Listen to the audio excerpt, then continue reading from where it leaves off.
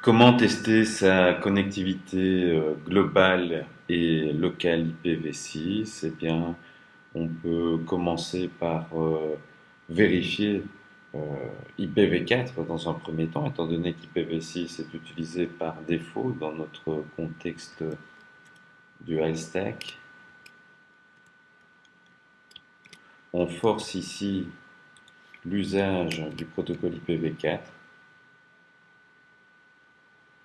Une, une fois ne sera pas de coutume. Les résultats de la commande sont intéressants. On apprend dans un premier temps qu'il y a bien une résolution de nom qui est effectuée. On apprend aussi qu'il y a eu 4 paquets ICMP V4 envoyés, 4 paquets reçus dans des délais raisonnables. Il s'agit d'une connexion Internet de qualité moyenne. On peut directement passer au même test ICMP mais en IPv6, utilisant ICMP v6 directement avec la commande ping sous Windows. La commande est tout aussi positive sur une qualité de liaison moyenne. Nous avons une résolution de nom en IPv6 avec 4 paquets envoyés, 4 paquets reçus. On peut également, dans un troisième temps, vérifier le trajet des paquets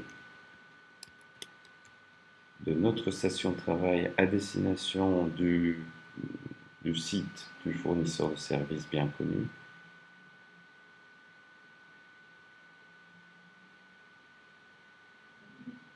On obtient des délais raisonnables, en tout cas conformes. Le premier saut est l'adresse publique de l'interface du réseau local. On reconnaîtra le préfixe. On voit que ce n'est pas une adresse compliquée. Le préfixe 2001 470 CBF7 1AB, entendez là, double 2.1. Elle est facile à reconnaître. Par ailleurs, remarquez également que la résolution de nom aide à identifier les adresses IPv6 que l'on devine ensuite. Le second saut est un tunnel sans surprise et le tunnel IPv6 de mon fournisseur Hurricane électrique. Ensuite, les paquets prennent le trajet à destination du fournisseur de service. On peut vérifier la table de routage. Elle va s'imprimer ici en IPv4 et en IPv6.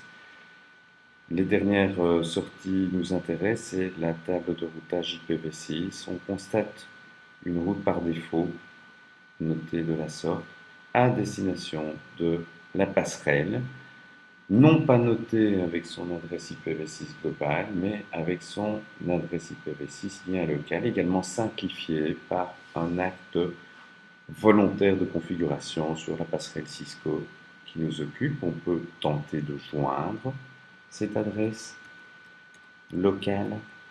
On va vérifier ici la connectivité locale.